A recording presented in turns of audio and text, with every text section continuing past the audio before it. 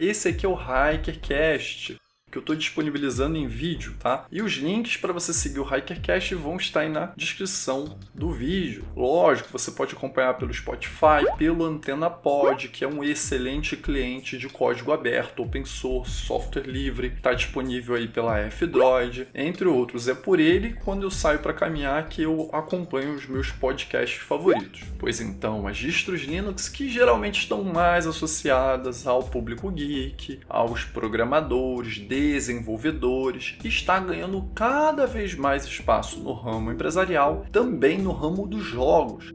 E muitos usuários ditos comuns de computadores estão começando a utilizar as distros Linux. Mas isso é do nada? O que está favorecendo esse crescimento do uso de Linux nos desktops? Até porque esse é um ponto muito importante que o próprio Linus Torvalds, o criador aí do Linux, disse que quando ele pensou no Linux, ele pensou para ser um sistema para os desktops, para o computador, e é justamente o único ramo que Linux não domina. Personal failure point in Linux that I started Linux as a desktop operating system, and it's the only area where Linux hasn't completely taken over.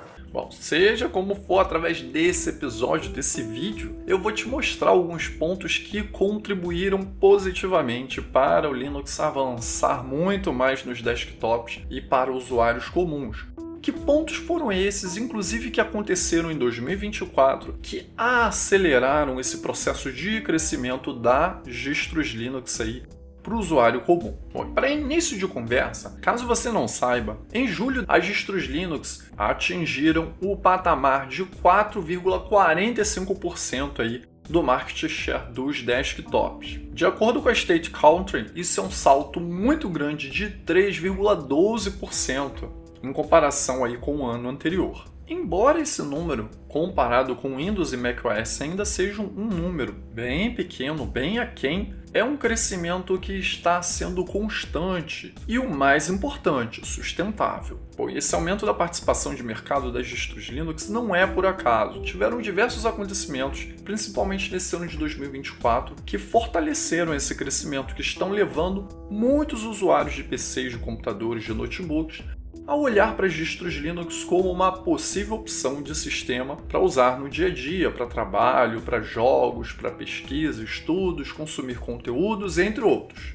Um desses pontos principais está o encerramento, o fim do suporte do Windows 10, que está bem próximo, e muitos têm que recorrer ao Windows 11 se quiserem continuar na plataforma Windows. Porém, o Windows 11 não foi muito bem aceito por todos os usuários ou pela grande maioria dos usuários do Windows. Para eles, a Microsoft acertou muito bem no Windows 10 com diversos recursos interessantes que não se prolongaram com o Windows 11. É como se a receita do bolo que funcionou no Windows 10 não funcionou muito bem no Windows 11. Então, muitos usuários estão preferindo esticar ao máximo a usabilidade, a utilização do Windows 10, aguardando que a Microsoft lance um Windows 12, por exemplo, com diversos recursos interessantes superiores ao Windows 11, porque o Windows 11 não caiu nas graças da galera, assim como foi com o antigo Windows 8, que também não caiu nas graças da galera. O público preferiu ficar no Windows 7, aguardando o lançamento do Windows 10 para então migrar, ao invés de partir para o Windows 8, 8.1 e por aí vai. E partindo desse princípio que o público, uma grande parte do público não está interessada em partir para o Windows 11, espera um Windows 12 aí da própria Microsoft para migrar do Windows 10 direto para o Windows 12, as distros Linux estão surgindo cada vez mais como opção de sistema operacional para diversos usuários por conta da facilidade do uso no dia a dia que essas distros ganharam com o passar do tempo. Hoje em dia temos distribuições Linux como Ubuntu, Big Linux, Pop! OS, Linux Mint,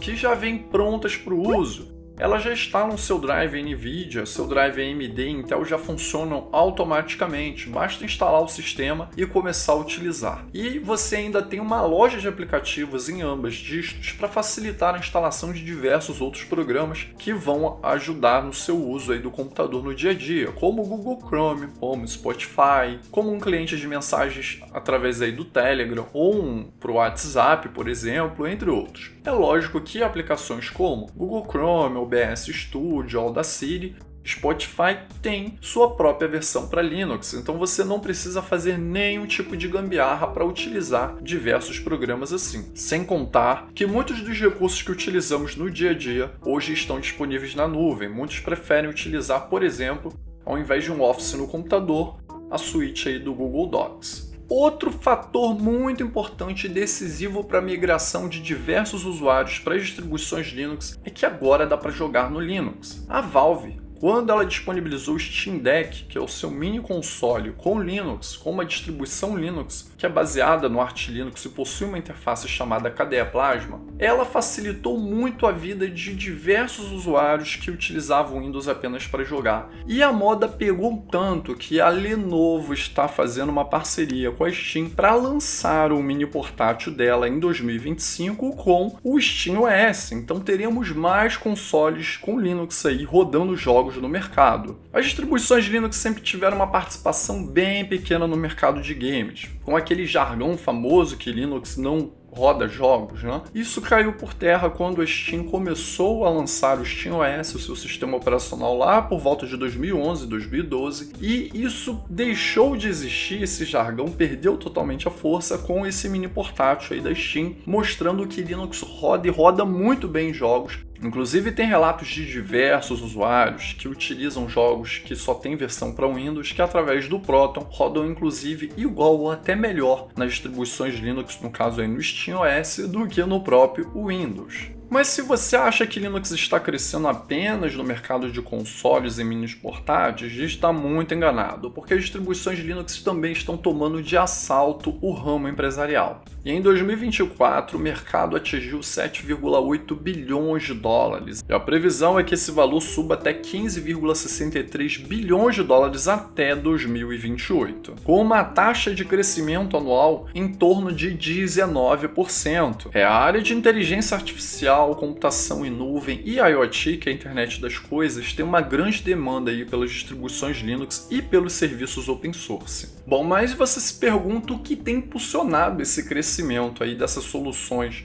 voltadas aí para a inteligência artificial, para a internet das coisas, para a computação em nuvem, porque eles estão buscando mais distribuições Linux, soluções aí da OpenSUSE, Red Hat Enterprise Linux, o próprio Ubuntu da Canonical, entre outros.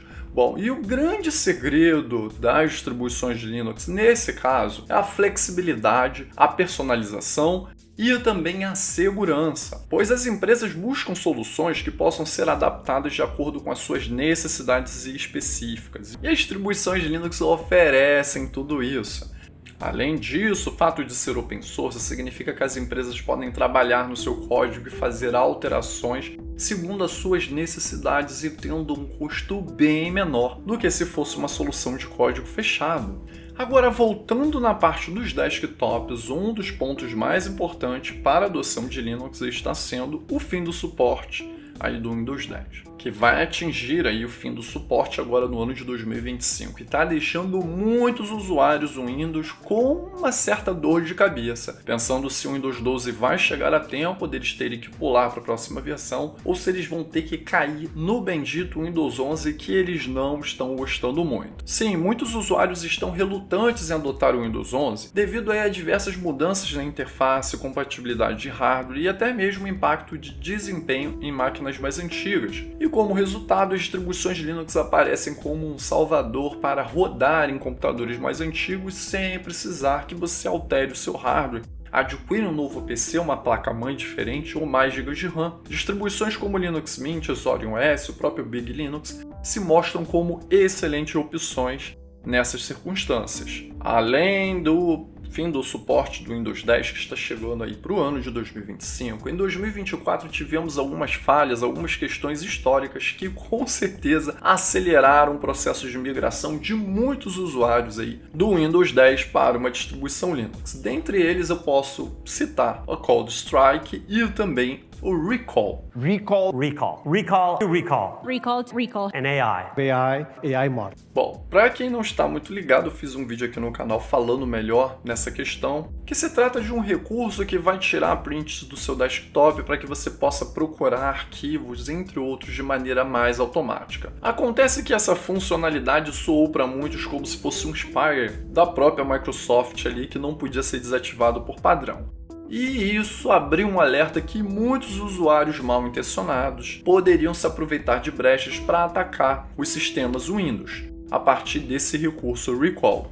Com esse recurso Recall, parece que a Microsoft expôs a questão do problema de privacidade do Windows 11, o Windows 12, por aí vai. Esse Recall acabou sendo um tiro no pé da própria Microsoft aí contra o Windows. E é lógico, enquanto isso, as distribuições Linux têm uma proposta muito ampla de privacidade, criptografia, segurança, entre outros, aí, então acaba sendo um salvador para aqueles que estão querendo fugir do Recall. Já a falha de segurança CrowdStrike, ela se deu para alguns usuários corporativos que tinham sistemas ali dessa empresa e ela teve uma atualização que fez o Windows não iniciar. Você precisava rodar alguns comandos e tudo mais, precisava ter um conhecimento técnico para resolver a questão. Acontece que esse problema parou empresas no mundo inteiro, inclusive empresas que não poderiam ficar paradas muito tempo, como aeroportos, entre outros. Foi a famosa tela azul se espalhando pelo mundo inteiro. O Windows virou chacota ali por alguns dias por conta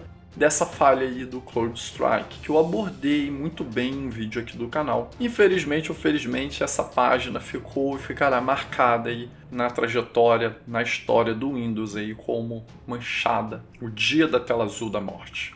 O que tinha de hospital, aeroporto e diversos lugares que não podia ter uma tela azul tendo, não tá no gibi. Bom, e o que podemos esperar das distros Linux para 2025? Bom, com esse efeito aí do CrowdStrike, com o recall da Microsoft em 2024, com o fim do suporte do Windows 10 para 2025, distribuições Linux, como eu já citei, Linux Mint, Pop OS, Zorin OS, Big Linux, Ubuntu aparecem como excelentes opções para você colocar no seu computador e utilizar sem medo de rastreio da Microsoft, sem problema com vírus, sem diversas situações que infelizmente a Microsoft está empurrando goela abaixo para os seus usuários. Em resumo, Linux está se tornando uma alternativa cada vez mais viável para uma ampla gama de usuários e empresas. E se você ainda não explorou o Linux, agora pode ser a sua hora de dar uma chance a esse sistema robusto e flexível. Até porque a desculpa de que não tinha jogos aí, não rodava jogos em Linux, já caiu por terra com SteamOS e com Steam Deck. Bom, e se existiu um ano do Linux nos desktops até hoje, com certeza esse ano foi o ano de 2024. Mas se não existiu ainda, se 2024 ainda não é considerado o ano do Linux nos desktops, com certeza será 2025, com o fim do suporte do Windows 10 e com a somatória dos erros cometidos em 2024 pela Microsoft e por empresas que fazem a manutenção do Windows aí a nível global, que fizeram um grande favor aí para a adoção de Linux em maior escala. Bom, esse aqui foi o episódio do HackerCast disponibilizado em vídeo aqui para você no YouTube. Se inscreve aqui no canal caso não seja inscrito, dê um joinha nesse vídeo e comenta aí, você utiliza Linux há quanto tempo? Já são meses? Já são anos? Você não utiliza ainda? Está assistindo e está pensando em migrar? Bom, eu vou deixar no card na parte final agora alguns vídeos que vão facilitar a migração de quem está vindo para o mundo Linux.